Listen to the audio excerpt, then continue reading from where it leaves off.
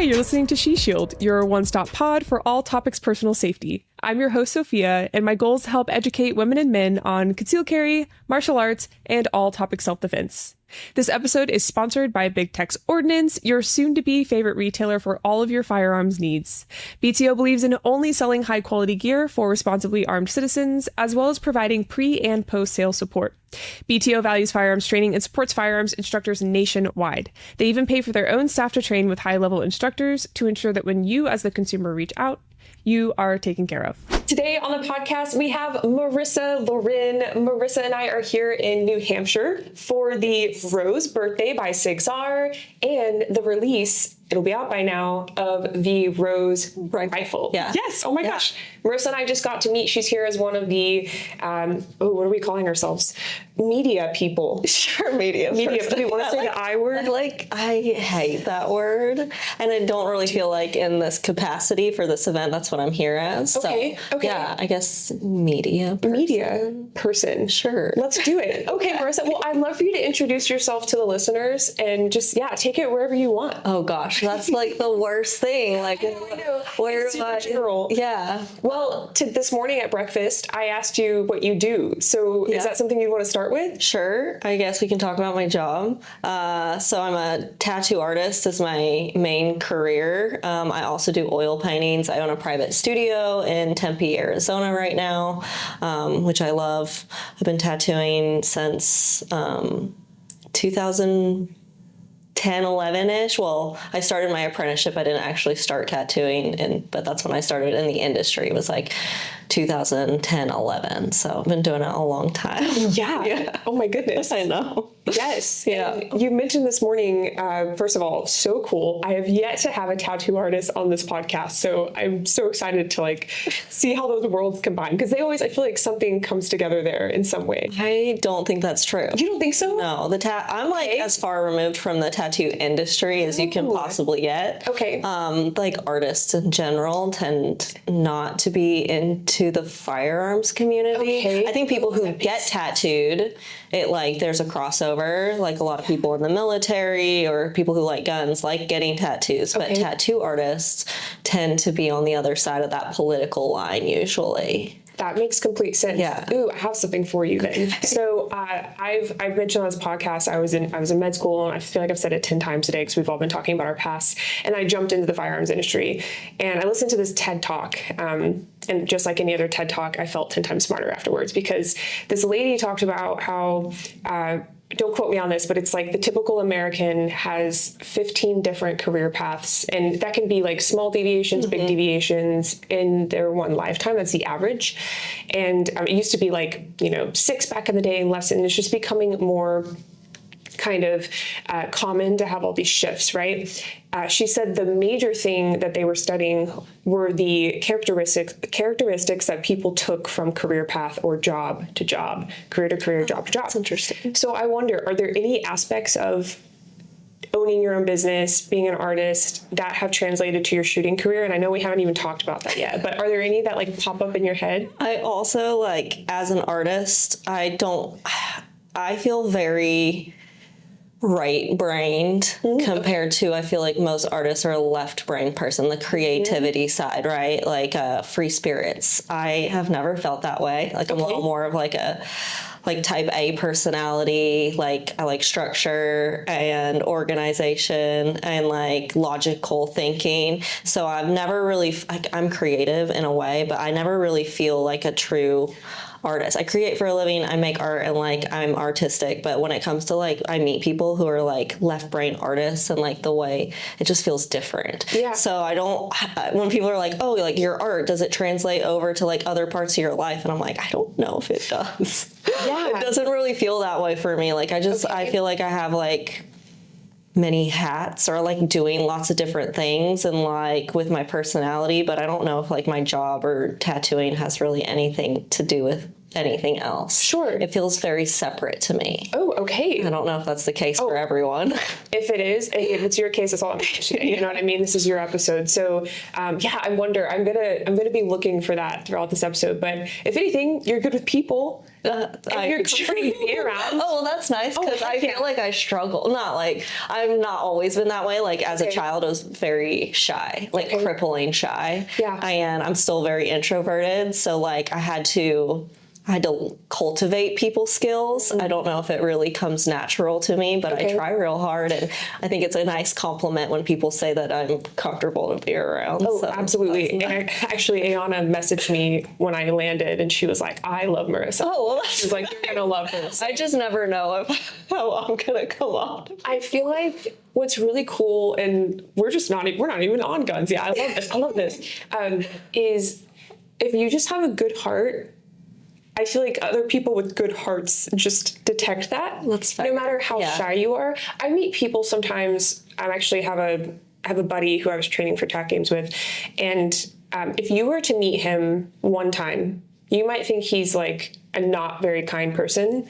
He is very socially anxious. Oh yeah, and he comes kind of off as like standoffish because he doesn't know if he should engage or not. Yeah. And I've met people who have said that was their experience. And I'm really big about like giving people multiple chances, because I'm also very socially anxious. And I will walk into a room with my head down, in a room that I know everyone in, because I need to get to like, CrossFit's a really good example. I will walk to the like locker area to put my things up without saying hello, because I'm like, there's this like big group of people that I have to turn and say hi to. And I'm always so nervous. And I'm like, do they think I'm a not kind person?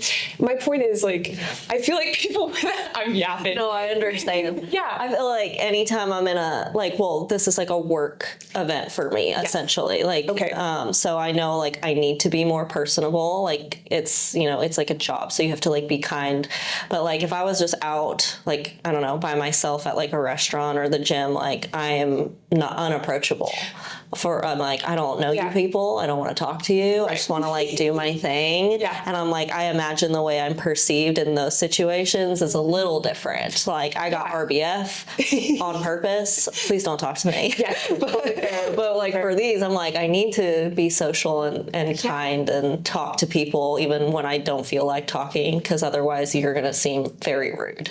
Yes, so, totally fair. Yeah, it's definitely like a, what is that called when you... is it a stigma? No, not a stigma. There's a word in sociology that defines how we act in various environments. I just can't remember that word. I know what you're talking about. Social stigma, right? Yes. And it changes from environment. Like you would act differently in a 5-star restaurant than you would at McDonald's. Right? Exactly. Right. So like that makes total sense. Yeah, that makes total sense. I'm also, just on that note, I know we're totally debating, but I also love this. Sometimes I feel like the RBF and the closed offness is almost like a female survival thing. Oh, like a defense mechanism. Yeah, I do that when I'm in a gas station alone at night. I walk in and I almost look pissed. Like, honestly, that's actually a really good tactic. That's I have like a nonprofit, and we were going over like situational awareness and for stuff for females to do to be less of a target. And honestly, that's one of them. Like being like, looking mean or like pissed off or like unapproachable honestly benefits you. Than if you're like ditzy, not as like the wrong term, but like bubbly and like that gives me the mental image for sure.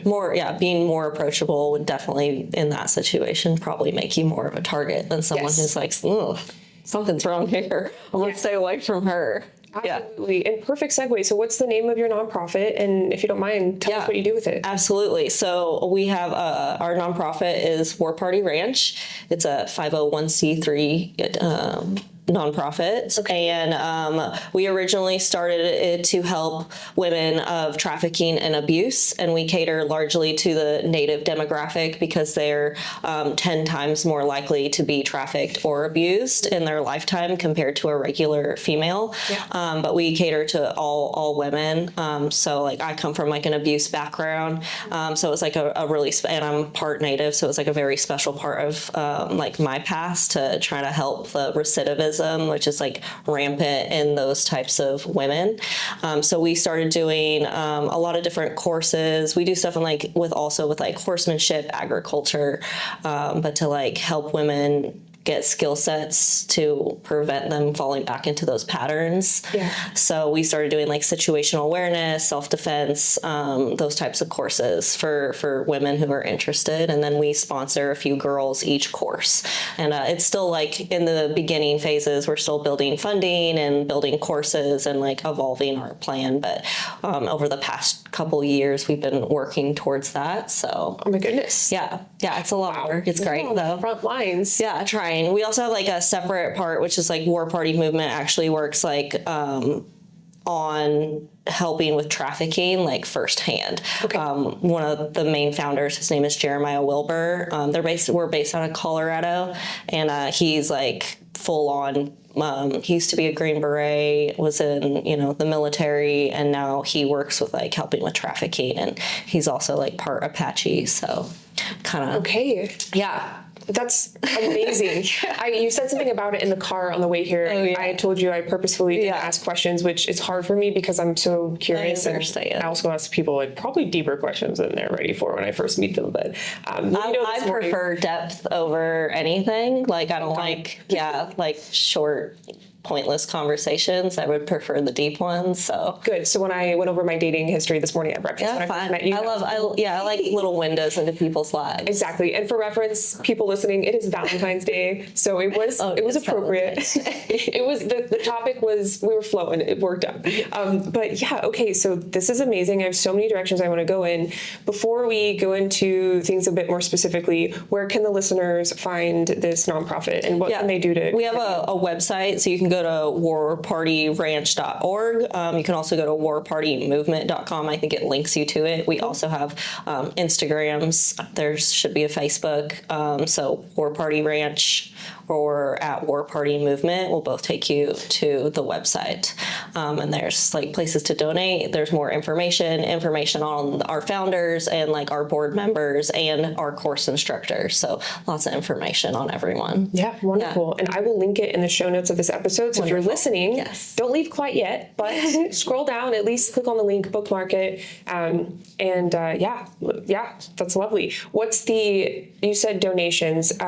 Say someone is in a place where they can't maybe financially donate. What are some ways they could get involved with your organization? We have like, there's a link for donations on like things that we're looking for. So if it's like, if we're doing horse therapy courses, sometimes like donating feed, if you had it, that's like an example, or like self-defense, you could donate ammo, or like there's lots of different options for donations. But honestly, like sharing, like getting the word out, that is like a great way to donate, just like spreading the word. So if you want to like share the page or a post or tell someone about it, that's a great way to donate. Absolutely. Yeah, which we will. We're going to share this. Absolutely. Oh my goodness. Yeah, and I'll make sure we tag all the socials as well. So how did that start for you? How did you get involved? So Jeremiah, who's like the original founder, we met through social media, just through, I don't know. I honestly couldn't tell you exactly how we met online, but he had been doing a War Party Movement. This was before War Party Ranch, which is the nonprofit version. Okay. So War Party Movement was mostly just doing like helping find natives that need help, women who've been trafficked, all of that. And we just started chatting, and it was like a cause that I was really interested in helping. I used to donate time at like women's shelters and stuff, and always wanted to be more involved in helping. And we started chatting. I told him I'd be interested in helping wherever I could. And then we actually ended up meeting. He guided me on an elk hunt, and we like talked and okay. On an archery elk hunt in Colorado. That was like our first in-person meeting. I got to meet his wife and his kids, and like we went on this like out in the middle of nowhere for 5 days to hunt for elk, which was like a bonding experience. I'm laughing too because and tell me if you want me to omit this from the episode, but you told me about how you met your your boyfriend online as well. Yes. Totally different situation. Right. But again, a common thread, that I went and met some random stranger man in a different part of the world for the first time. Yeah, I had a good vibe both times. Like good energies, and I brought like lots of knives. So many knives. That's all you need. That's so awesome. Sorry, didn't mean to deviate you there, but that's so funny. I didn't even put that connection. I'm like, dang, I really do have a habit of doing that. Yeah, I honestly don't know if there's more than just those 2 times. That's so funny. But so far, it's a pattern. Yeah, one is my fiance, and the other one is one of my best friends, and like, so that kind of worked out. Oh my gosh, it did. Yeah, that's wonderful. Yeah. I would think I haven't hunted yet. I think the downtime and getting to know each other would be very special. Oh yeah, it was close quarters, like on a tent in the ground in the middle of like, it was cold in Colorado too. Yeah. So like, bonding. Yeah, farting in the tent next to me. I'm like, this is fine. His wife warned me. That's so funny. But yeah, lots of like time to chat and just talk about like my background and his background, and it was really neat actually. And then then War Party kind of evolved into us wanting to actually kind of be like a place to help women. Again, like it's more of a recovery type of thing, like people who want help and want to stop break the cycle. Like that was like a big part of my journey, is like breaking that abuse cycle. So anytime you can, it's a really hard thing to do. There's a reason that many women who have, or I mean, just in general, when you've been abused and it becomes your normal, they keep falling back into it. And like from the outside, people look at it as like, even like really strong women. I've met really strong women where you meet and they seem like capable and tough, and they're in abusive situations, and people kind of don't understand that the two are not mutually exclusive. Like you can, you can still fall into that. And so like helping women like break that cycle is super important. So, and the cycle being the cycle of abuse. Yes. Would you be willing to kind of share what your thoughts are on the cycle if you had to like teach it to someone who didn't know it? I only recently became familiar with it. And like, if we make this a clip on social, we'll pop up a little graph, but what is your understanding of the cycle of abuse? So I think it depends on where it starts. Like for me personally, usually it starts familiarly, like from your family. So like for me personally, I grew up in a very abusive household, physically and mentally. And then I went into two back-to-back abusive relationships. So usually in like psychology, like the way you're taught love translates as you get older on what you think love is and what's acceptable. And so when you're taught that it's like pain or suffering or manipulation, that as you get older can still happen, and like you fall into these patterns because they're learned behaviors, and you don't really know. Like I think you always kind of know like this isn't right, but it feels normal. It's what you're used to. Like comfort zones are like a real thing. Right. So falling back into those patterns that you've learned and have been put onto you. So breaking that is like, it's a lot of like inner work. It's not just like leaving. Right. Like, oh, I left him or I left this situation doesn't break a cycle. It's actually like your learned behavioral traits, how you deal with like your trauma, and then figuring out how to unravel those things that were like put on you and then change them, which is very difficult to do. Right. I think independence and like skill sets play a big role in that, like giving people, showing them they're more capable and that they're able to change. I think a lot of people feel like they can't. Right. It's because it's a daunting task.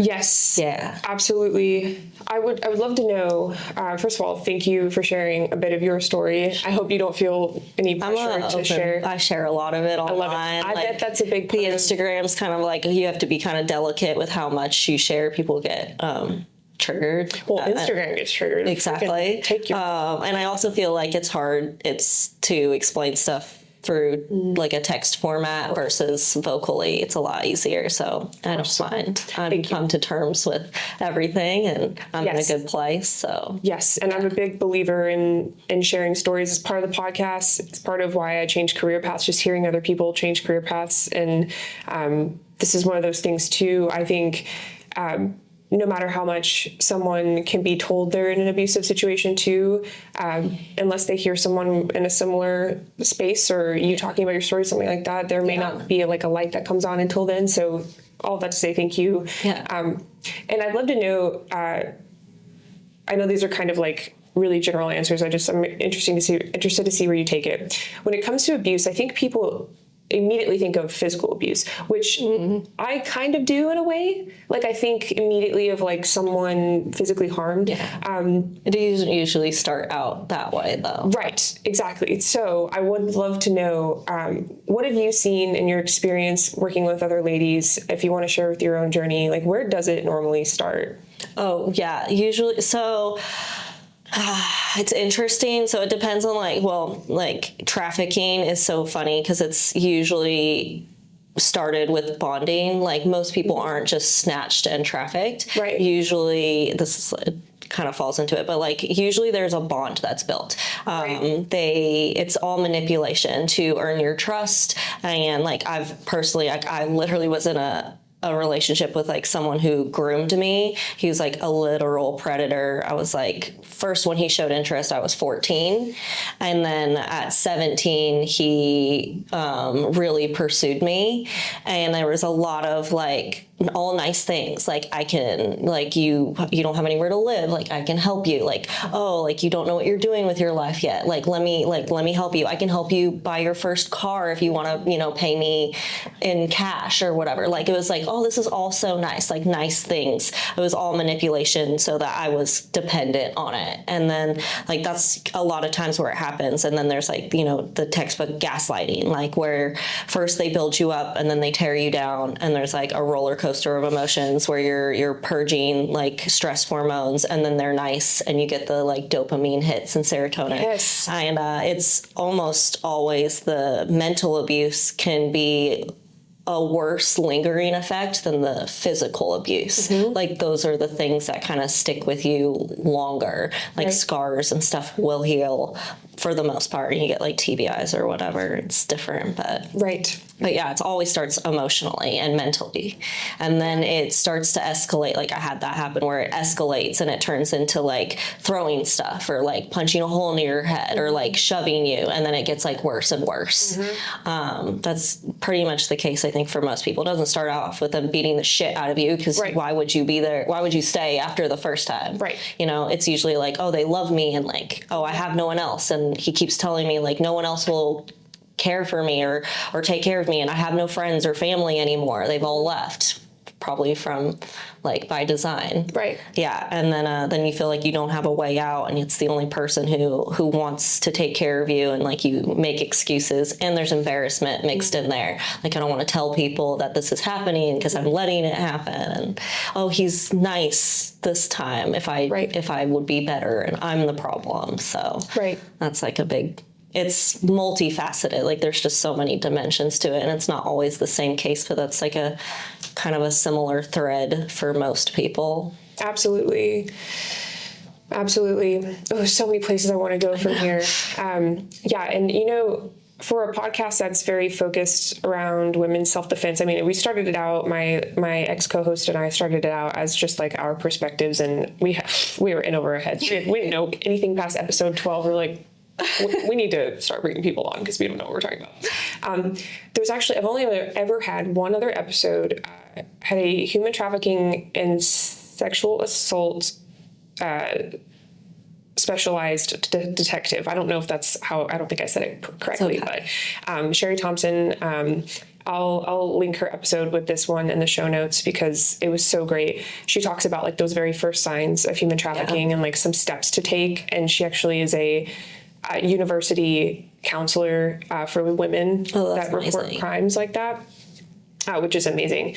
But my point is I'm loving this perspective and this conversation because I think it's important, even if you're not yourself experiencing something like this, if you know someone in your life is, educating yourself on how to handle it and not approaching them with like shameful language or because that like drawback it closes them off immediately because they honestly feel like I feel like you're so defensive because for me personally, I'm only going to talk about my personal experiences. Like as much as I've met other women and like try to help, like I don't know their experience as much as I know my own. Right. And I just remember feeling so defensive anytime something was brought up, and like if I wasn't already alienated, I would have alienated myself more. Yeah. Because there's like a part of you that knows that it's wrong and you should leave, but it's so crazy because I think about like where I am now and I'm like, never, like, would I put myself in those situations again or allow for someone to treat me that way? Right. And having done it for so many years, like the majority of my life was like abusive situations. But yeah, there's like a lot of embarrassment. So like you feel like you're to blame.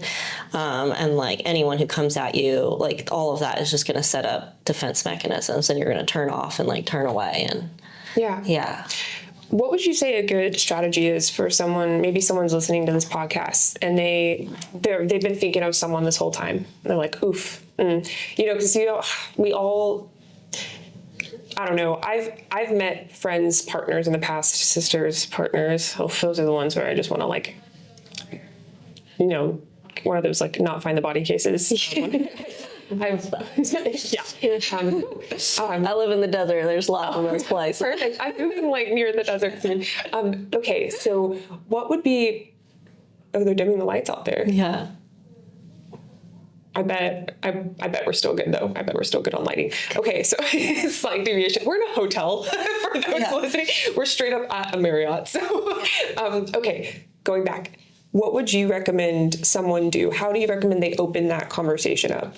I think there's like a few different tactics you could take. I think anytime, like if, I don't know how forceful these people want to be with this. So I think coming out of a place of like love, like, and kind of being really sensitive to the fact that they're in this situation and like, I don't know, like asking them lots of questions about like how they feel, like where they're at, like if they need help, but like in a really loving, caring place and not at all in a like judging space. Because I think that would be, and then like kind of gauging their reactions. Some people just are, I don't know, they might not want to talk about it.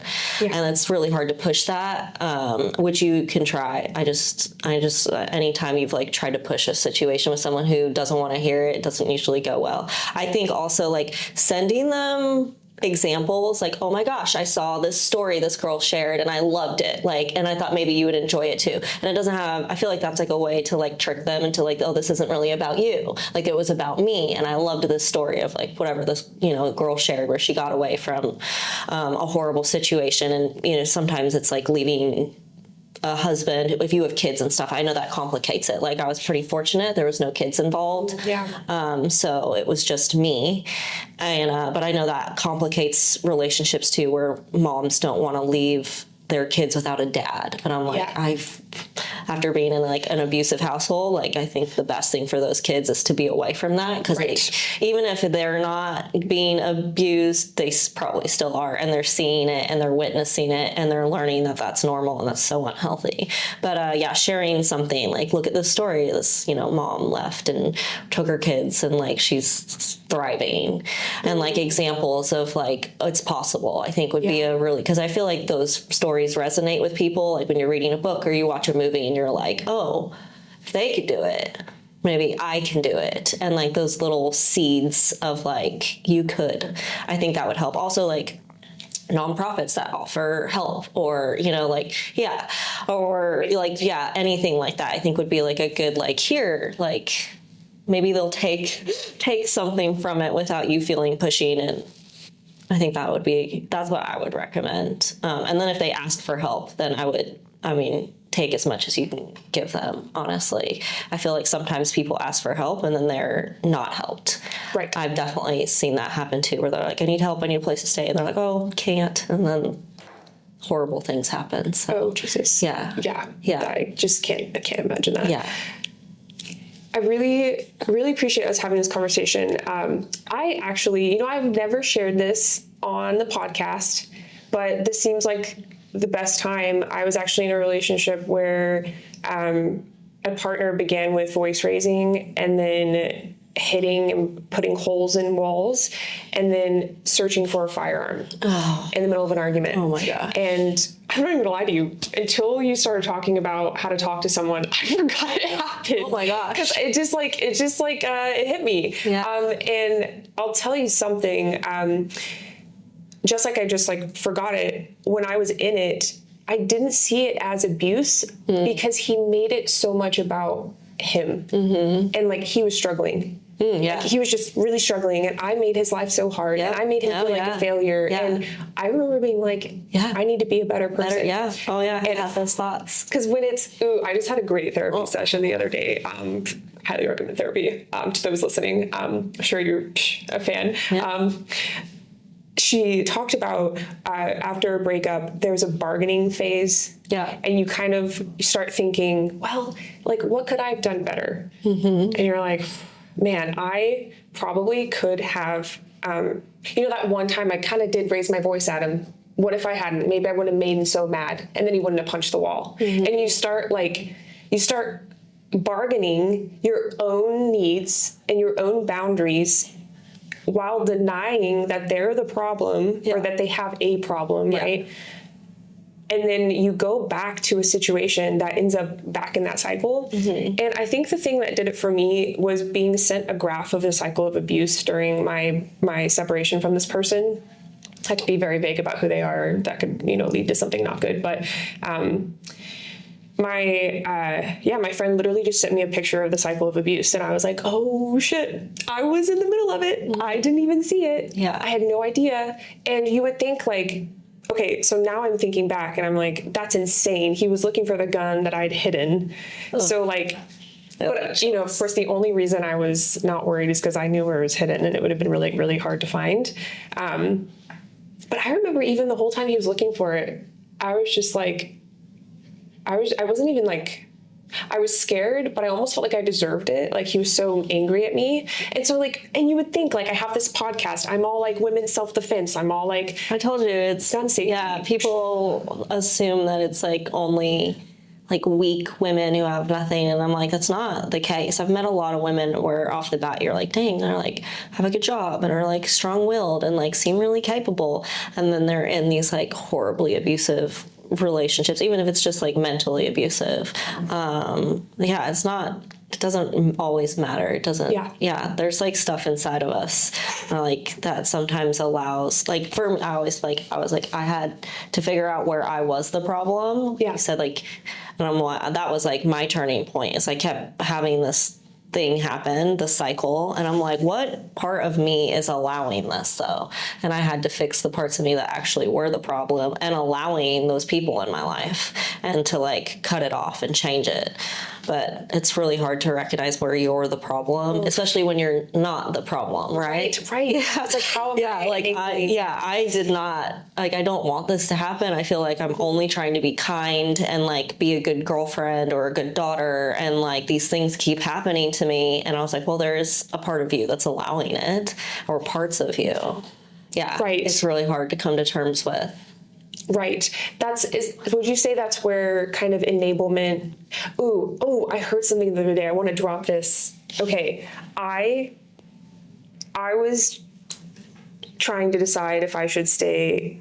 This was at a point in my life. I won't specify, again, trying to be super vague. This is a different relationship, and I was trying to decide if I should stay.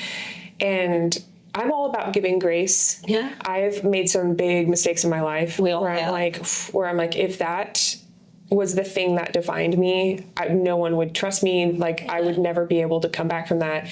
And so I try to allot the same grace that I would want. It's the whole like 7 times 70 thing in the Bible, as if that's not a very well-known saying. All that to say, at some point though, my friend told me grace becomes tolerance, and tolerance becomes enablement. Mm-hmm. So without change, the grace you're extending to someone, you becomes tolerating their behavior. Yep. Without change, again, that tolerance becomes your enablement of their behavior. Yep. How do you feel about that? Do you agree? And would this trajectory be something that you would want to tell people about? Yeah, no, I think that's like a perfect way of explaining it. Like boundaries are important.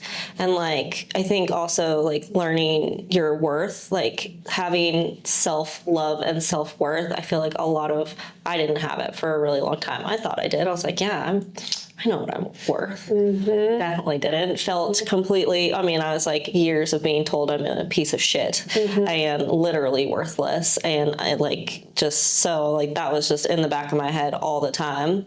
And I feel like, I was like constantly trying to give people grace, but you need healthy boundaries. Like, I can give you grace to a point, and then it literally becomes like abuse to me. Like, either I'm allowing this and allowing you.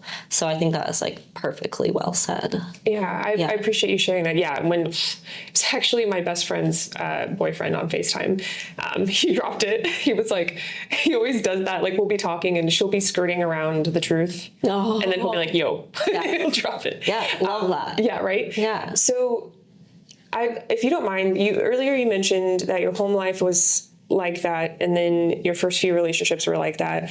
Only two. I've only had only two. Well, like I can like 2 adult relationships. Okay. I don't know, dating a boy for 3 days in high school. I don't know if that counts. Oh, man, I don't count. Also was super toxic. So. Okay. I mean, it can traumatize you. Like in those 3 days, he could absolutely. Was in I said like from 17. It was like a 6-year relationship. But the first 3 years he was overseas. So I pretty much lived alone and saw him every 3 to 6 months for a week. Did that contribute to a huge part of the longevity? Well, yeah, I didn't notice a lot of the signs. Like, there was definitely like cheating and lying, but I didn't notice a lot of it because he wasn't there.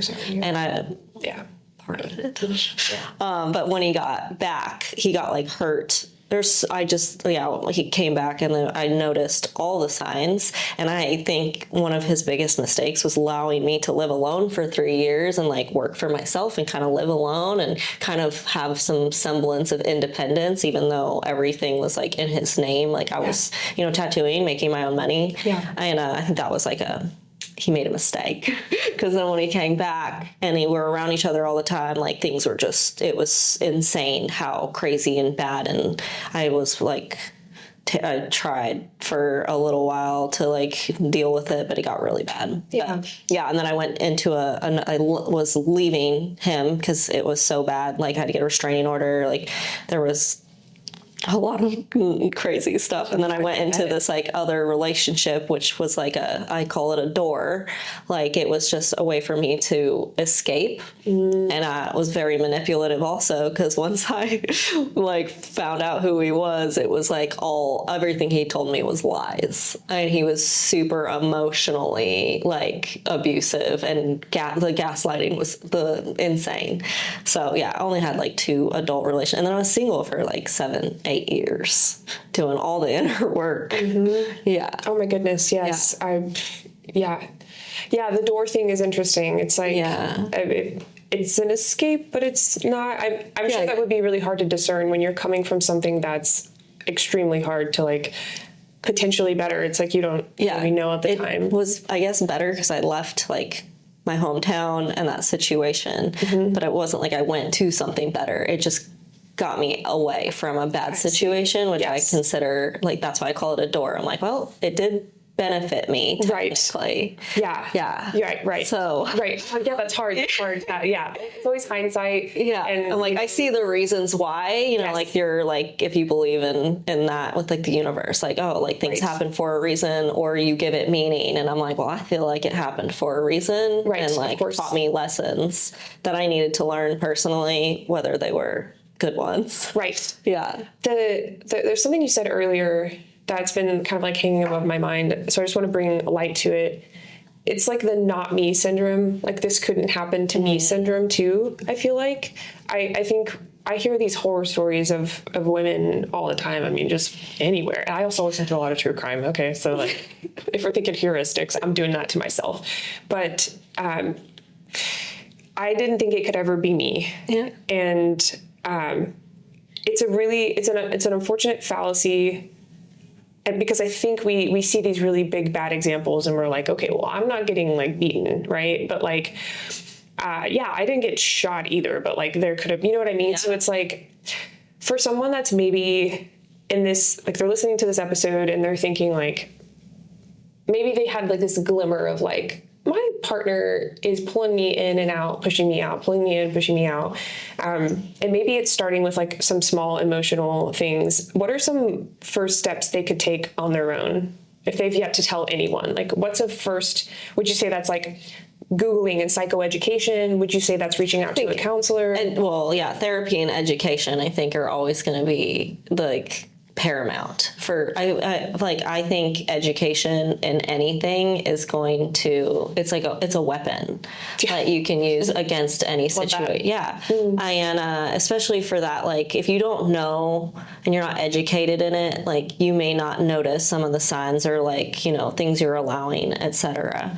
So I think, yeah, educating yourself, like, I don't know, like we're in an information age, like there's Google and Chat GPT and all of this stuff where you can. Yeah, I was so I'm like analog as hell. So I'm like terrified, not terrified. I'm just like very like, I still have like paper planner and I'm like, I like books, like real tangible paper books. Yeah. So, but we live in now. The internet is great nowadays, and you can Google anything and find information. And there's therapists online now. Like you don't have to meet one in person, or you know, people who are willing. I don't know. Reddit has people offering information and from questions and stuff. So I feel like there's lots of ways to find it if you're not ready to talk to like a real person. Right. Yeah. And then like, but I think real people are probably the best thing you could do. Yeah. Yes. Like talking to other people. And also like if you're in any type of, I don't know, I've seen like toxic relationships, even if it's not like abusive, but like we only get this one life, and to waste it on people who don't better us or make us happy is insane. Especially after like doing it for so long. I'm like, why would I waste the minute amount of time I have on this earth being miserable? Yeah. Like hating my life, being like terrified, sad, upset, like fight or flight all the time. Like there is another option. Right. Like, yeah, I would. There is another option. There is. I don't know why I love the way you said it. There's another option. I know. And it's like not easy. I can make, when I say it like that, like a not diminishing, like it's definitely hard, but there's a lot of things in life that are hard, but they're always worth it. Right. So like if you're in the beginning stages of just like, I'm unhappy, like freaking leave, man. Being single is scary. And I see it. More people are terrified of being alone than in a bad relationship. Like, trust me, once you get over that little fear, like being alone and happy is far better than being miserable with another person. Yes. And it also leaves room for you to meet the right person. Yes. Yeah. I'm going to be totally vulnerable here and just say that is my big life lesson right now. Like coming from a divorce. Well, not everyone. A lot of people learn it. I wish more people did. Yes. Yeah. Absolutely. So it's great that you're learning it now. Thank you. You're still young. Yeah. You know? Some of my best friends are older, and I have one that's 29, and she was like, learn it now. She was like, you're 26. You have 3 more years of happiness than I had, because I wasted so much time trying. The whole, like, I saw this reel the other day. It's like, no one gives you an award for sticking around in a toxic relationship. No, none. No one gives you an award for loving someone more who doesn't know how to accept your love. Or like, and I kept reading, like, no one gives you an award. It's like one of those carousel reels, and you're like, everyone like applies to you, and you're like, wait, this is made for me. And it's so, I feel attacked. Exactly, 100%. Like, I think, I saw this other one. Holy shit. I saw this other one that was like, women tend to confuse love with effort. Oh yeah. That's a lot of people. Right? People for sure. I think I just see it more on like the women's perspective side, but I have men that, you have guy friends that have like absolutely just like poured everything they had into relationships. But for how? As long as my women friends. Although like effort, I'm a big fan of effort and like actions over words, palatable words, etc. But yeah, actions, effort, I do feel like speak along, but like a lot. But how long are they putting in that effort for? Like just at first, and like you know, the first couple months when it's easy, right? Yeah. Or and then there's that fallacy of like, should I stay longer to see about it? We're not doing projects anyway. No. That was 6th grade when we were told we could do the volcano as our science project, but now we I was homeschooled for a good chunk. Were you? Okay, it's so volcano. No, it's totally different. I never did the volcano. I actually did aerodynamics randomly. Oh, I found out nobody was doing it, and I was like, I can make it to state. I was like the only one, so I went to state. I did this is such a tangent right now, but maybe a breath from this dark topic. But I tested wood and arrows versus aluminum versus carbon fiber, and went to this range where they tested the velocity of the arrows. Neat. It was neat, but then This is 6th grade? I was sorry. Oh, I was like junior good high. For you. So this was 9th.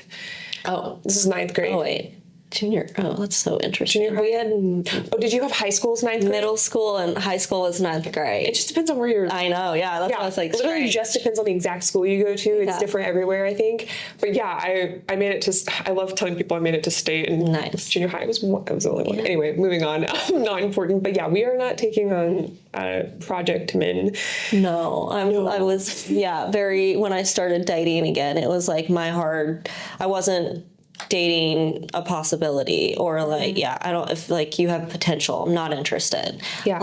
Especially I don't know, I'm 34 now, but when you're in your 30s, for me, I'm like, if you're in your 30s, 40s, you should have really kind of everyone's life trajectory is different. So but you should still kind of have your shit together. You should be a mature adult. You should have, work ethic and kind of, figure out some of your inner stuff where you're not projecting it onto another person. Yeah. And I was like, I'm not interested in anyone who's still trying to figure their stuff out. I did mine, 7 years of it. I feel like I sound like Sirius Black. I did my waiting, not interested. Yeah. And doing Harder people, not. Yeah, sorry. Yeah, just for those who don't know, I feel like I need to, It might have been. It's been a deep cut for some people, so. And the years is not exact. It was just, paraphrasing. I love it. Yeah, but I don't see the point of I feel like two people should be building together. You should find someone who's you're always growing and changing and adapting, and finding someone who benefits that growth and sits with you in it and it grows with you is great. But you can't have two people on two different trajectories. One person's going up and the other person is all of it's not super healthy. You stay with someone when they're struggling, but I don't want to date a project or potential, because potential is it's smoke. Right. So you don't know if it's ever going to become tangible and real. Right. It's just smoke. Ooh, yes. Yeah.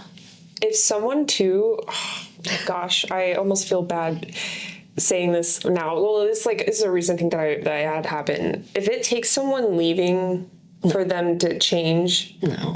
No, right? Yeah. Isn't that hard? But I don't know if it always, I feel like people want what they can't have sometimes. Right. And they recognize a good thing. That doesn't mean they are willing to actually change to keep it around the next time. I feel like they know you're going to take them back, and they get that little leeway, and I don't have to change. You came back without me proving anything. Why would I change? I don't need to. You already took me back. We're teaching them. Yeah, you're allowing them to get away with bad behavior and kind of rewarding it. And it's you take me at my word. Damn. Well, also I can fly. So you just should believe me. I always think of what I would tell my future daughter. Oh yeah. That's that is my go-to. Whenever I'm struggling and I'm should I give this person a chance? I'm okay, my daughter's sitting in front of me. She has my face and she's younger. And it makes me feel so emotional. And I'm I would tell her oh, cool. So are we just taking men at their word now? Yeah. So did he change his behavior? Actions. No, he didn't. Okay, so you're just kind of trusting, and not to shame. It's not a shame thing, because it's they haven't earned I have this I don't know if it's controversial opinion, but I've had this with friends and people I meet. I don't think everyone deserves your trust. I think they earn it. So just because I've met you and you're nice or not, whatever, and you're you can trust me, and I'm no.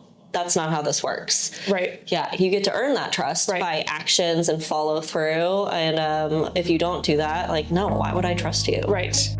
Are you in search of top-notch gear that exceeds your expectations? Look no further than GPS, brought to you by Go Outdoors Incorporated. GPS has been dedicated to crafting the finest products for hunting and shooting since 2002. As someone who frequents the gun range, my GPS bag is a staple to safely and effectively haul my gear.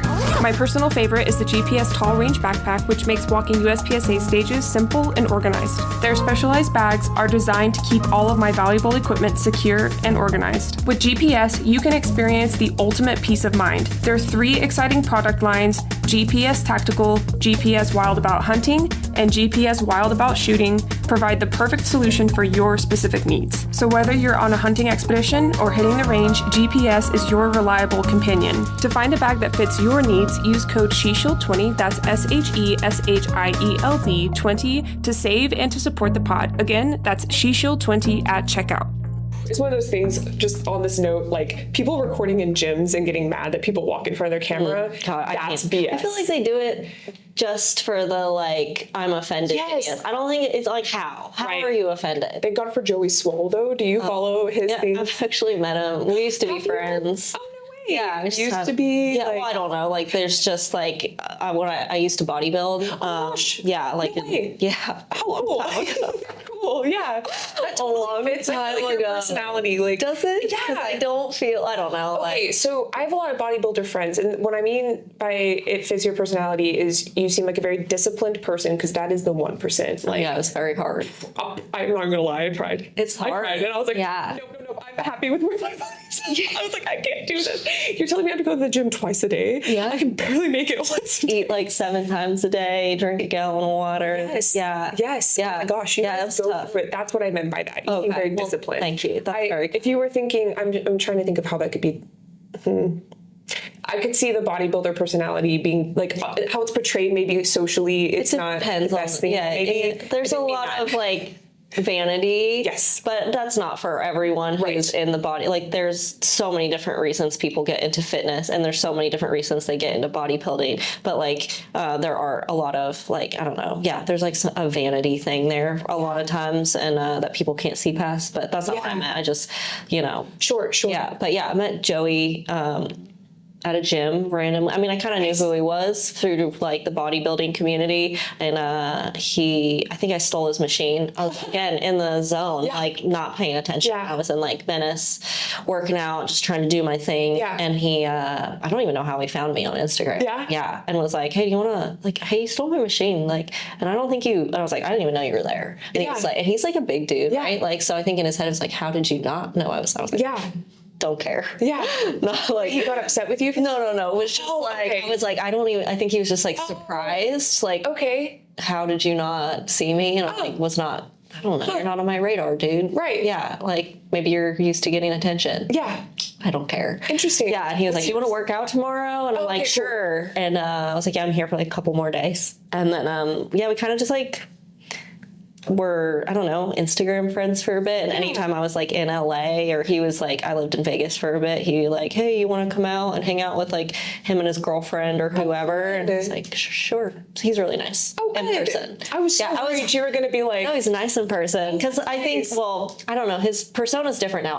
Lately I've heard you're like the 3rd person in like a couple weeks who have brought him up. No way. And I'm like, is he like popular again? Or because there was like a lull where he stopped, he had like a problem. Got it. I know he talks about it on his Instagram, so I'm not like sharing information that's like personal. But I know he had like a substance issue. He was partying a lot and like, I don't know, took a step away from maybe social media. But when I met him, he was just like, he was huge in the bodybuilding community, had a big social media presence. Like the company he worked for was like, doesn't exist anymore, but it was like big.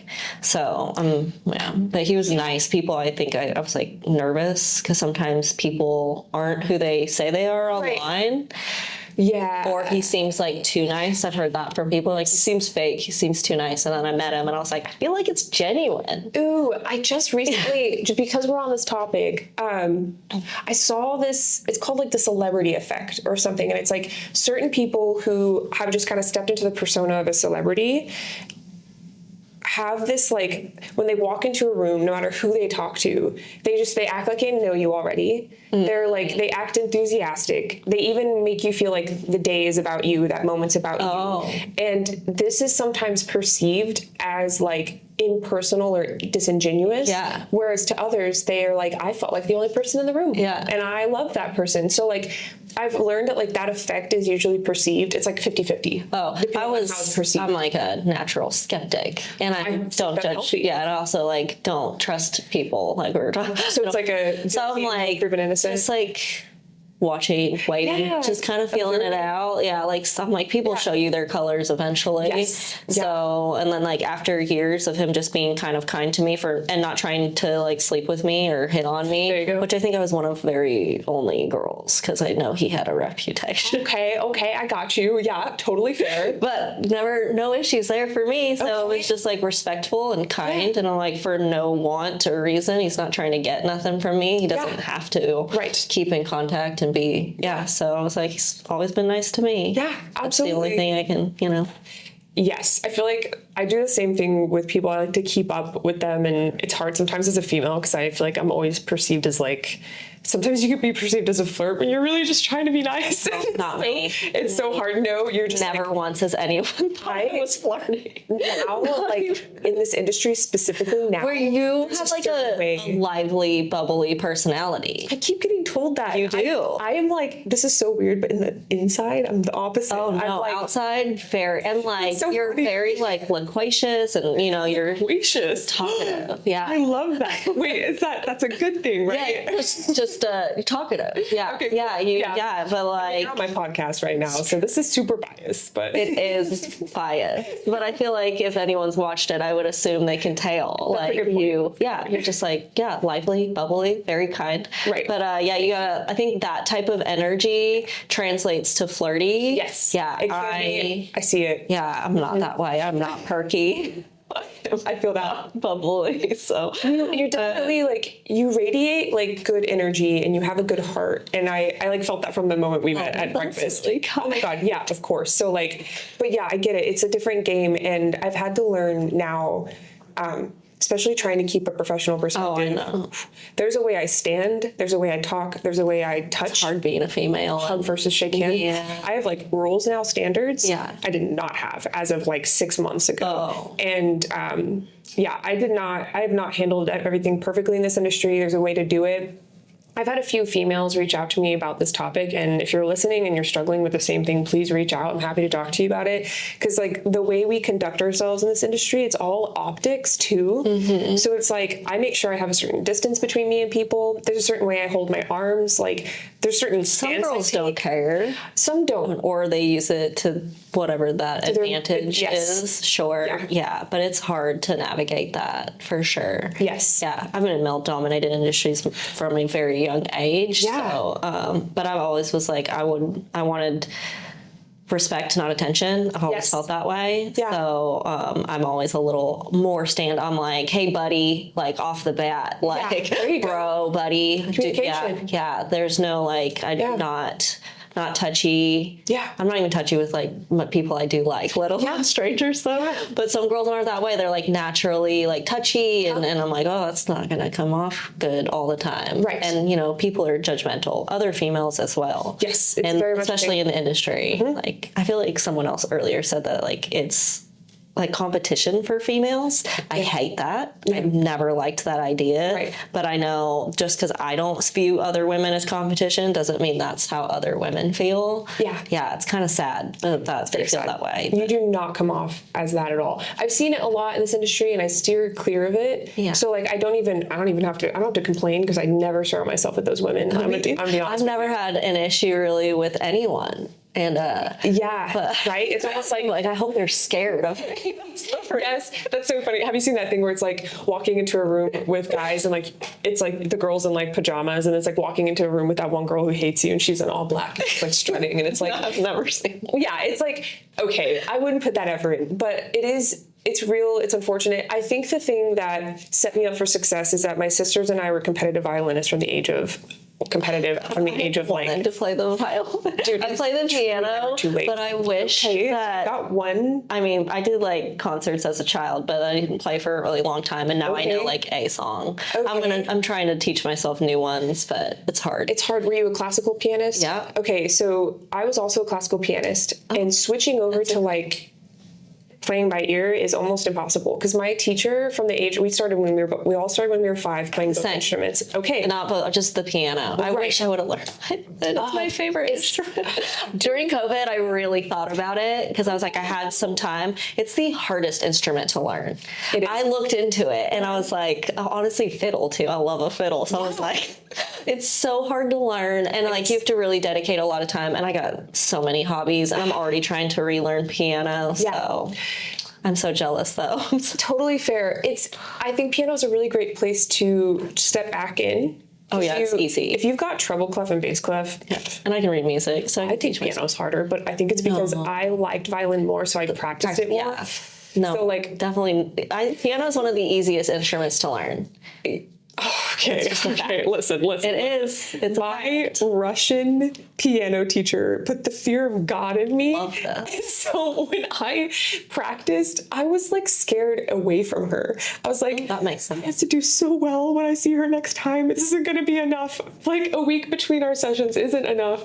And I just never did well because I don't think I could enjoy it. Like I'm not going to lie to you, but my violin instructor was awesome. Pretty much threw up every concert, like piano recital. I had stage fright. No, stress, but stage fright too. Yeah. I couldn't. Yeah, and my mother put the fear of God into us. There's just no being good enough. So that also, like, pretty much everything I did as a child was not enjoyable. Like I look back and I'm like grateful that I learned certain things and have skill sets, but it was not fun at all. Right. Like So. I'm thinking back to the way this episode started on all of the characteristics that you take with you from career path to career path, and I'm hearing obviously like creative, right? I'm hearing discipline, and also creative in the sense of like. I think reading languages and knowing something beyond your primary language is a form of creativity because you have to think. Yeah, it's also you have so many like attributes and it's like so random. Yeah, I don't know, random, but kind of wonderful. I appreciate that.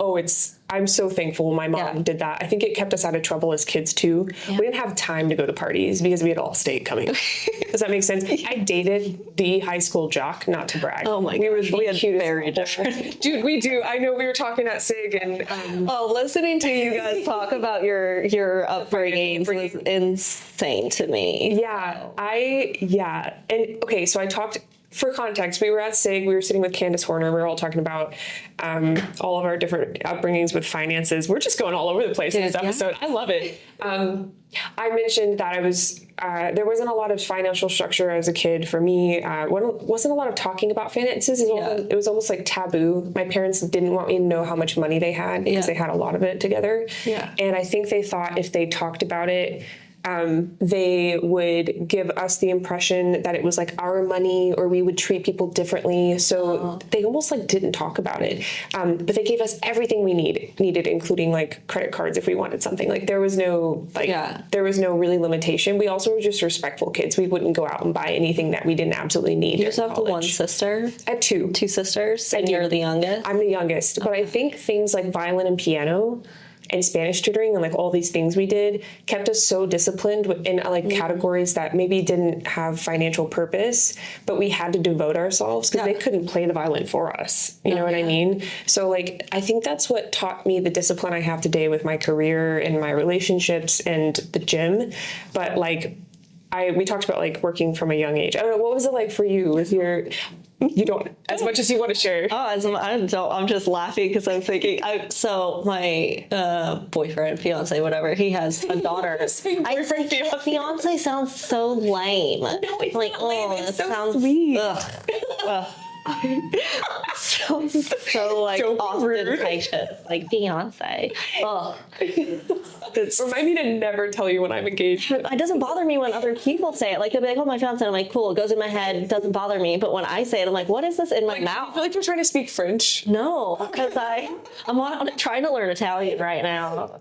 Okay. Well, I want to learn Spanish, but we're going to Italy, and Italians are kind of weird about if you don't know any of the language. Yeah. They're not very nice. Right. So I was like, I want to learn a little bit basis. I know some Spanish, but not conversationally. So I'm like, I just try to learn a little conversational Italian for when we go. Yeah. Just to be like, I don't know, not a dumb American. Right, yeah. Yeah, but yeah, fiance sounds, but he has a daughter, and like, I always tell her, I'm like, she's like 6, and I'm like, dude, I had 3 full-time jobs when I was your age, and I'm like, 6? Not honestly an exaggeration, pretty much, yeah. For real? Well, at least 2. So like, I grew up on a farm, so we'd farm chores, like, honestly, from like 5, 6, like, I killed my first rooster with a shovel at that age, like, I think I was still in the womb at 6. Probably. How did you? Yeah, dude, yeah. Wow. And yeah, had chores, had to wake up at like 4 a.m. and feed the animals and help with like, milking, feeding, cleaning. And then we're do piano lessons, homeschooling. But then they also worked at a dentist office, and I remember like scrubbing floors, like for recess or whatever homeschool kids get when they're not reading the Bible. And yeah, we were like cleaning floors and helping clean dental tools, like most of, Did you say recess? I just guess like a joke. Okay, cool. Yeah, I was like, I don't know what recess is, but that's what we did. Like we would take a break from schoolwork, and it's like, okay, you got to go clean instruments and like scrub a floor. And so, and like when I graduated high school at 16, so up until 16, I worked, did like school, farm work, and then 4-H and like horse stuff and sports, and then also had a full-time job at the dentist office to pay for all the stuff. Okay. Like I didn't get to do things. I had to pay my parents back for everything. Wow. Okay. Yeah. So we also didn't really talk about money. It's weird because we were like, didn't have money when I was really young. And then we got our like big farm, and then we had a really nice like house and barns and all this stuff, but still I wasn't allowed to have things unless I could pay for it. Interesting. So I was not given anything. Yeah. Yeah. Wow. So yeah, I had to like work for everything I wanted. Right. Yeah. Yeah. Yeah. So a little very, very different. No, I had silver spoon, baby. Yeah. Like right in that mouth. I literally remember wanting to go study abroad. My mom was like, I need you to pay for this. And I had like a rusty spork that was like forced into my... Sorry. That's so freaking funny. Hey, but like we're here, I guess. So like something worked. I don't know. That's so funny. Yeah. So like you have this big theme of like super disciplined. Like nothing you've said so far would be possible without like just learning how to self-sustain. And sounds like you've taken everything that's happened to you and just made something incredible of it. I'm trying. You're at the Rose birthday. You're at Sigsar Rose birthday. I know, but like this is about you, girl. It's my podcast. They know. They're tired of hearing about my nose break story and my drop out of med school stuff. But truly you've come so far. And we haven't even like talked about competition shooting. Oh no. By the way, guys, Marisa is I'm not very good. Yeah. Definitely. We're not here to talk about what class you are. Yeah. And if you want to share that, feel free. I'm more interested in your journey here.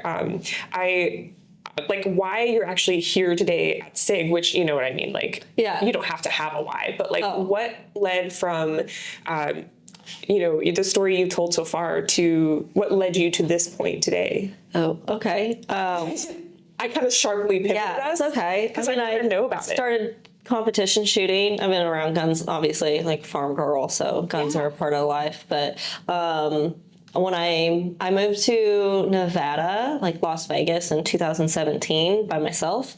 And and I've always wanted to, like, I saw competition shooting and just thought it looked like really cool, and I missed playing sports, like having something to compete in. And I did bodybuilding, and then I got really sick, so like that was something for me to like dedicate, have discipline towards, and like work towards a goal and like push myself. And then I got really sick and had a lot of health issues, and I couldn't do that anymore. And then so I was like, I would love to do competition competition shooting. Like I would love to have something to like dedicate time and like learn a new skill set and like work towards a goal. And I met people in Vegas really randomly, like was at someone, like, I don't even remember how I met some girl. She was like, oh, I do it. And I'm like, oh, really? She's like, yeah. She's like, you can come practice with us like this weekend. And I was like, okay, love that. And terrible. Like had like, I had like what was the gun I had?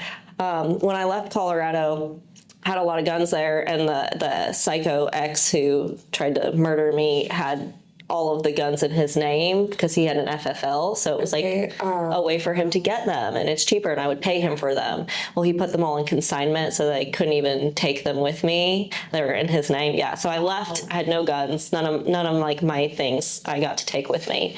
So when I moved, I bought like a Smith & Wesson, like M&P, like subcompact, tiny little, So I went to Vegas to learn how to shoot like steel and paper targets with this tiny subcompact gun. And I think about it, and I was like, awful. Like we're like 10 yards away, and it's like subcompact. You're supposed to be like close. And I was like, terrible, missing everything. And I'm like, well, I hate being bad at this. And I was like, I want to get better. I bet you did. Yeah, it was atrocious. And I'm like, I want to get good at this. And so like one of the guys I met, like from my experience for competition shooters, very helpful, very kind.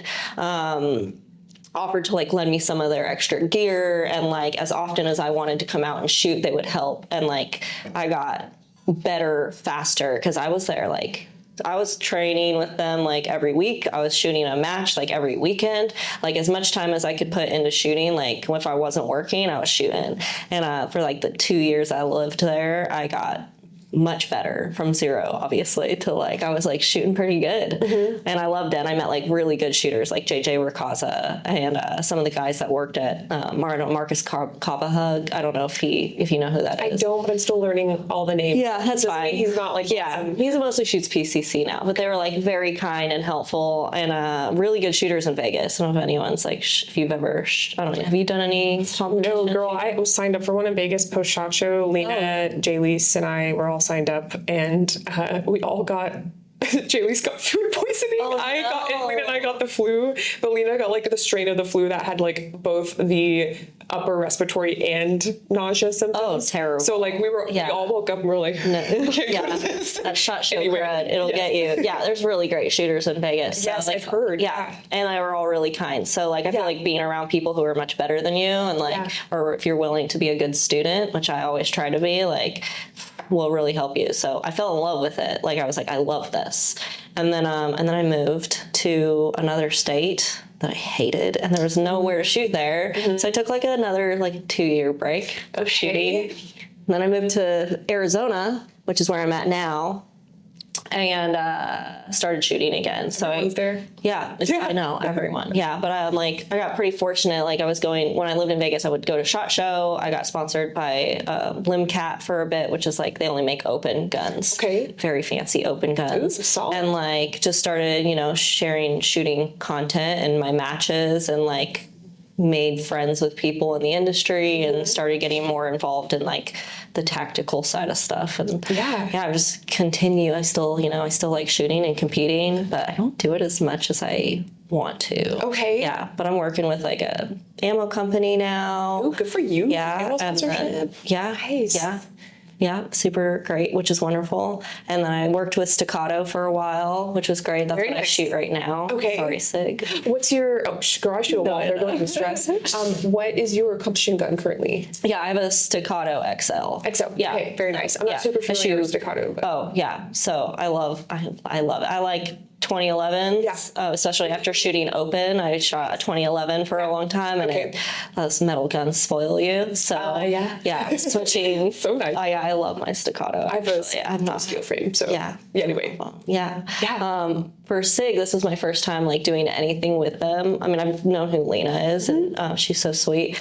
And I actually conceal carry a SIG that I love. Good. But I don't know if I'm allowed. I think I'm allowed. They haven't told me I can't, but they're coming out with like a limited line of, they have this fancy new machine that can do designs and slides of the certain models of their pistols. Okay. And they're coming out with like a limited edition for a couple different tattoo artists to collab with. Oh, and they asked me to be the only female. So for the Rose pistol, they're gonna do limited edition. Are you for fucking? Yeah, I haven't done it yet. We're still in like the beginning stages. I'm still waiting to get the like. I signed the contract to do it for them, but waiting to get the like templates to design the slide for them. But that's why they brought me out here. Wait, are you serious right now? Yeah. Yeah. That's so cool. Yeah, very cool. I'm actually very excited. It was neat when they reached out. One of the other artists who is already designed one for them. And I think he's like on their website, which is why I'm like, I don't think it's a secret because I Googled it on their website and I saw that it was kind of up. We can double check. And if we need to omit, we can omit. Yeah. Or just hold off on this episode. Yeah. Whatever. They haven't been told that I couldn't tell anyone. So, but we'll triple check. But yeah, he recommended me, which I thought was really neat. So he was like, they were looking for a female and he recommended me. And I was like, dang, that's cool. I'm like, this is right up my alley because I like guns. And so how freaking really neat. I'm excited to see what they're doing with all of the other ones too. So you're making the design. It's going to then be etched. Yeah, engraved. What's it called? Engraved. Yeah, they got a fancy engraving machine to engrave the design into the slide. And sorry, I didn't want to interrupt. No, you're good. I'm a podcast host, but I'm so good at interrupting. It doesn't bother me. Great, that's how, conversations happen. Exactly. Yeah. So is this going to be like a limited number of guns? Yeah, it'll be a limited amount of guns. Oh my gosh. Yeah. I'm sure you'll get one. I hope so. I would think so. But what a cool thing to be like. So neat. Yeah, that's my design. The slide right there. And I don't usually like doing it's not like tattoo designs. Well, it kind of is, but it's not. Like, it's just, it feels like I'm a tattoo artist that gets to design something cool. Yeah. And I usually don't like doing stuff like that. Like, someone's like, "Oh, you design a skateboard." I'm like, ugh, I don't like that. I'm like, well, or I almost tried to do fins once. I like free diving, so I was like gonna design some fins. That would have been neat. But this is like the first time I've really done anything like this, like as a tattooer designing something else, and I'm like very excited. Yeah, it's pretty neat. Oh my goodness, congratulations. Thank you. And I can't imagine what it'll be like for you to hold it and get some shots with it with your really cool hand tattoo. And see other people like cool. Seriously, no crap. I'm good friends with one of the Walther. Sorry, I keep having to check to make sure the camera hasn't just. I know. I figured. The light's still on. I know, right? Thank God for that light. I have a good friend in the marketing department at Walther, and he called me one day. He was like, "I'm just trying to find a model with cool tattoos on her hands." Oh, that's so rare. It's so rare. Yeah. And he found someone with really good hands. Yeah. I'll have to show you some shots he took. It's cool. Definitely doesn't benefit me in this industry having a tattoo. Oh, no. Not as a female. Wait, why? I would think this is rad. Well, then your hands aren't boring. No. Hear me out. I just mean in general, like especially in the firearms industry, it has been a common theme that if I was a man, the tattoos are not an issue. I've literally had companies tell me that they weren't interested in working with me because I was a female being heavily tattooed. And literally it was said, like, if she was a guy, it wouldn't really matter, but she's a girl. So like most of the thinking, it doesn't bother me. Like, I chose to look like this, and like companies or other people don't have to like it, or I understand too, like sometimes it's like I don't know, looking what's the word I'm looking for, like oh my gosh, my brain, this is like what happened to you earlier. Messaging? Like when you look like not proper, that's not the word. Nope, not modest. No, professional, thank you. Okay. That was the word. I mean, yeah, I hate sometimes to say that because I wasn't it doesn't, you know what I mean? But like sometimes it doesn't look like professional, or if that's like, or a clean, whatever they're going for, if it's not there. So I've had companies that are like, oh, not their vibe, and I see like sometimes the people they use, but I'm like way more tattooed than a lot of, like, if you have like a half sleeve or you have like a small tattoo. But then you get people like Michelle Viscusi. She only has a half sleeve. Yeah, very good. I feel like she's almost known for that now. I mean, she didn't have it she just finished that tattoo, like, did she? Not that long ago, but she only had like a small one on her arm. Gotcha. Yeah, and then she has like I guess it's like a 3/4 sleeve now. Yeah. Okay. Yeah. And are you tatted on both arms? Mm-hmm. Okay, gotcha. That's so cool. I've only seen you dressed up because it is freezing here. I also wear long sleeves 99% of the time. Even in summer, I just like cover my You just cover them? arms most of the time. Okay. Michelle is like, literally, it's funny you brought her up because she gives me shit. She's like, well, you never show off your tattoos. And I'm like, I don't care. Like, and she was like, it's weird. And I'm like, why? I like long sleeves, man. And I also like tattoos as much as like you'd think they aren't a conversation starter. You'd think like people would be like, oh, they look scary. Opposite. It's like a full-on conversation starter. People want to like talk to you about them or touch you. Ugh. So I'm like, I don't want any. Again, introvert at heart. Right. Like, please don't talk to me. Please don't touch me. Right. Like, what are they gonna? Like, I think it's an interactive experience, especially if you're anywhere where there's like alcohol involved. Like, yeah. I don't drink a lot, but like sometimes people will get like drunk and they're like, ugh,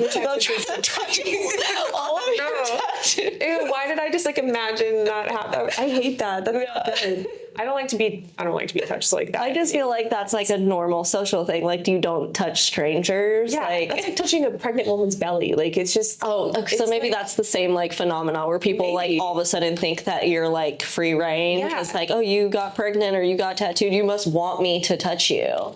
Clearly. It's definitely a look, don't touch piece of art. But jeez, wow, that's unfortunate. I've only gotten tattoos that are concealed because my mom over the years was just so adamant that, especially because I was trying to go to med school and I was like, Mom, I want to get this like. Oh, my family was not pro tattoo. They were not. Okay. Oh no. Horrible things were said to me when I started getting tattoos. I'm so sorry. Oh, it's okay. I mean, I left at 16, so like, you know, it wasn't like anything new. And right. I don't talk to them, so it doesn't really matter. Mm-hmm. Yeah. I did not. Yeah. I just, I don't know. I like having tattoos, but I don't feel like they define me, and I don't care about what other people think. I just like having the artwork. Like, I have really nice tattoos that I've collected from really talented tattooers. Some people have trash tattoos. Mm-hmm. And, yeah. Speaking of, remind me to tell you something later. I have got to tell you. Okay. Okay. Yeah, I definitely can't say it here. But I'm so sorry. Ooh, got something so funny for you. Yeah, just because we're on the story, I think I told you this earlier. I wanted to get this, I wanted to get the rod of Asclepius. I think that's how you say it, the medical rod, like the snake that's red. One? Is that what it is? Yeah. It's specifically... It's the medical one. They use it in the military, and it's a snake and right? There's a snake. And it's just the rod. Yeah. So it's not the star. Not the... It's not like it's not the EMT one. It's it's the isolated rod and snake. Is it called? One of them's called Caduceus, but You're right. I just don't know. Yeah, I probably have it wrong, girls. I don't know, but I'm like, there's two of them, and I'm not sure what the other one's called. Yeah, I don't know. We'll look. And now I have to double check that I'm even correct on what it's called, because I'm pretty sure it is. Yeah, well, but I dropped out, so you can't. I never went. So yeah, I just read. Yeah, well, I learned just enough to get me in trouble, so we'll see. I still have people call me with medical questions. I'm like, no, I cannot. No, I cannot tell you that. But anyway, moving on. Yeah, my buddy was really good at snakes. It was like his thing. Snakes are his thing, which is apparently a really hard thing to tattoo because of the eyes and the... Well, scales are tough. Yeah, I bet. And he did blue ink work, which I love blue on white skin. I think it's really pretty. He didn't want to do blue on me though. He was like... Is blue what? Does blue fade or not a fan of colored outline tattoos. Fair. They don't really have a good longevity. That's fair. Yeah. Is it better as a fill?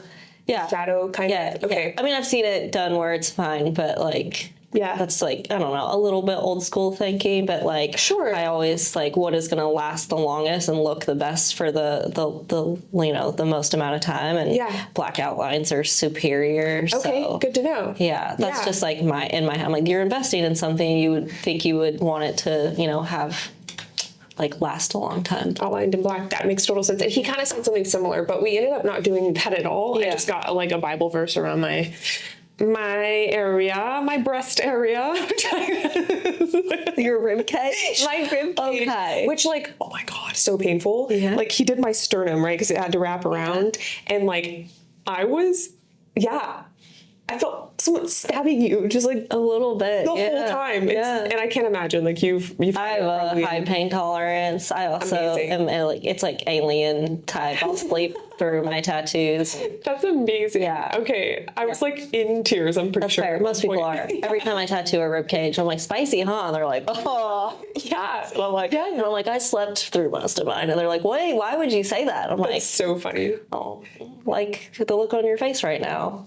Pain. Yeah, a little bit.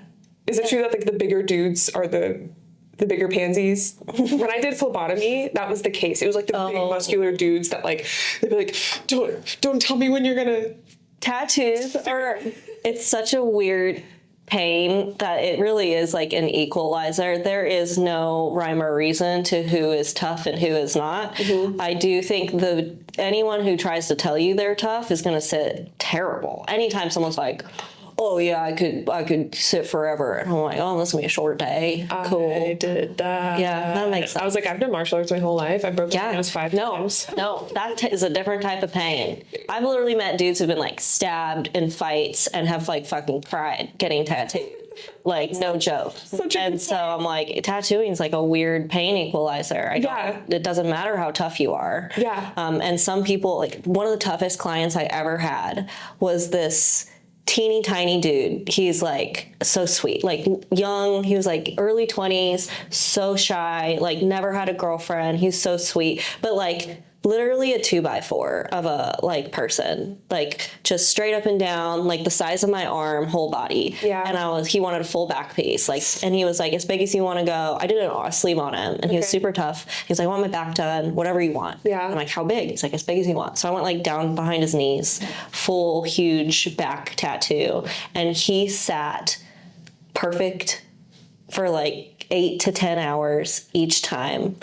No, nothing. Didn't move, didn't make a noise, just tough as nails. And I'm like, if you would look at this dude compared to like you would never be like, yeah. And I'm like, I love this. Yeah. And it's like, you're such a like anomaly. Not really, because tattoos are like that, but like people would never assume that you're super tough getting tattooed like this. And I kind of love that. So yeah. Absolutely. Yeah. This is cool. Yeah, that is very cool. Yeah. He was a wonderful client. Really kind, really sweet, really tough. Yeah. Amazing. Yeah. Good. Yeah. We gotta talk later because I've got a tattoo concept I'd really like to do. Okay. It's like I'm not gonna share it on here because it's that personal, but we'll talk about it. It is a back tattoo. Okay. Thank God we don't mics on ourselves. Okay. Well, I'd love to talk about one more thing as far as like the last thing I want to cover specifically today in this, unless there's anything else you want to share. Mm-hmm. I'd love to know, we're pretty much in the beginning of the 2025 year. As far as your journey in shooting, self-defense with your nonprofit, what are some goals you have going into this year? Things you want to work on? Just for those things specifically? Anything. No, that's fine. Anything that you're excited to talk about. We do have a self-defense course in April for my nonprofit.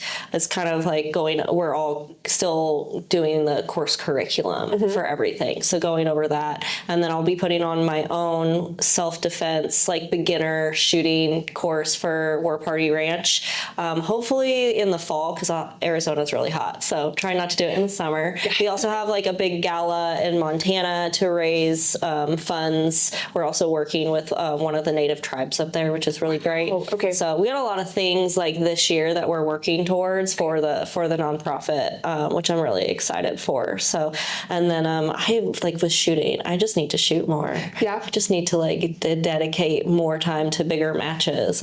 We're also trying to build like a house, and like we're getting married. So I got like, there's like a lot of things happening. Yeah. Trying to paint more. That's like my main goal is to like tattoo less and paint more. Okay. I know. Love it. Yeah. Just a lot of different, like a lot of, things happening, juggling. Yeah. Absolutely. Lots of goals, I guess. I love it. Yeah. Thank you for sharing that. And something I've been hearing a lot, it's so funny. I'll have really talented guest speakers come on, gun, shooters, and all of them say I need to shoot more. Yeah. I'm always like, yeah, right? Like, we all need to shoot more. And recently, I'll share, I don't usually do this, but one of my goals is to actually go to less competitions right now. I love that. And just go to the range and shoot. Yeah. I think there's this aspect of like, I almost feel like I need to go compete. It's like, I feel like I need to go compete when really like my focus is self-defense. There are things that I know I need to work on with competition. I don't need to go shoot a match right now to like figure that out. You just need to practice. I just need dry fire. Yeah. So I'm saying that back as like a way to be like, okay, you need to go to more matches. I'm going to go to less. I'm going to go to range by myself. When I say matches, I mean I have to practice for those matches. Ooh, I like it. Okay, so it's like an accountability piece. Oh yeah, like I can go to a match and just shoot, but like I really hate going to matches. I mean, I'll still like, sometimes I'll just do local matches for fun. So I'm like, oh, I don't really care. Technically, I'm viewing this as like a practice. Right. But for like bigger matches, like I actually want to like dedicate practice time and dry firing. So I, shoot better. Right. Whatever my best version of shooting in that moment is, like, I'm not trying to win. Right. I'm not at that, like, I'm not there. I don't practice enough to even be that type of competitive. But competitive for me, like, hey, like I can push myself, I can do better.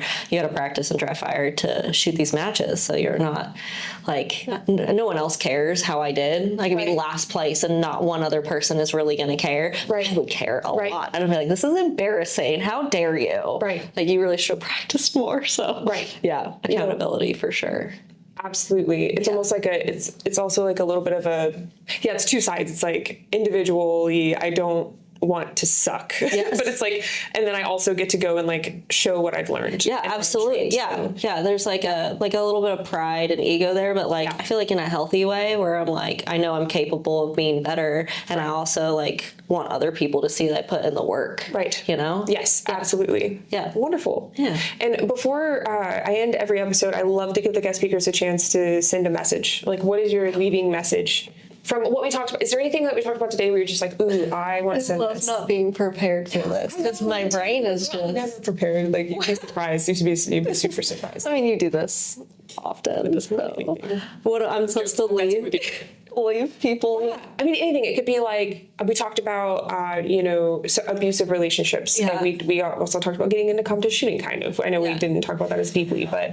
Oh, I think I always like a thing that sits with me a lot, and we did talk about it a little bit, but like learning who you are and willing to be alone and like fall into that, like learning the difference between alone and loneliness is a really hard lesson for people. Yeah. And I'm always trying to cultivate that in people, because I think with anything you do in life, especially when it comes to like abusive relationships, when you aren't scared of being by yourself and like when you learn that who you are is like your favorite company and that you don't need other people to fill space, that you will allow the right people into your life, not just people who, again, like fill that space. So I'm like, I love that for people, like learn the difference between lonely and loneliness and cultivate that relationship with yourself. So that's thank you for that. I love that. I love that so much. I have had some episodes come at like really interesting times in my life. Yeah. I'm like, okay, God, I see you. Like, I see what you're saying. Like, I love that. No, but seriously, I hope the listener, there's at least one person of all the downloads, all the many, many downloads we're going to get is feeling validated by a lot. And I'm sure they are. Your story is incredible, inspiring, and I'm excited to learn more off camera about not the off topic, the nonprofit. we'll get off topic too, and how I can also contribute past posting this episode. So thank you so much for coming on. Thank you for having me. This was wonderful. Yeah, it was better than I didn't expect to do a podcast. So it's like, honestly, this has been really great, and you're so easy to talk to, and this has been very enjoyable. So thank you for letting me share. I appreciate it. Absolutely. Yeah. Thank you. I'm glad I got to ask you during the SIG tour today. Oh, yeah. We were definitely on the tour, and I was like, hey, can you use it for me? She was like, yeah, sure. Let's do this. Yeah. So you did great with zero prep. Holy crap. So thank you so much. Yeah, thank you. For those of you listening, this full video and audio is on YouTube. I always forget to say it in the beginning, but if you're interested in seeing that, please check that out. The lovely Lisa Hamilton does those shorts you see that are so popular on Instagram, as if we're not being suppressed right now. So if you're interested in going and seeing those, you'll get to see clips of our guest speakers with some impressive B-roll and just some engaging content to get you excited about the episode if you're not sure which episode you want to listen to next. That is at She Shield Pod on all platforms: Instagram, TikTok, Livefire, YouTube, and everywhere else pretty much. All resources mentioned in the episode will be listed in the show notes, which are the notes below the podcast title. And if you liked the podcast, you can help by liking, subscribing, and leaving a review. We are now at, I believe, 4.9 stars. So if you want to help bring that up, go for it. And if you or anyone you know is a firearms owner experiencing a crisis, look into holdmyguns.org. They are an organization that will connect you with a local gun shop or FFL to store your firearm for you. The link to access their website and to find a storage location partner is available in the show notes. Thank you for listening. In the meantime, stay safe and stay vigilant.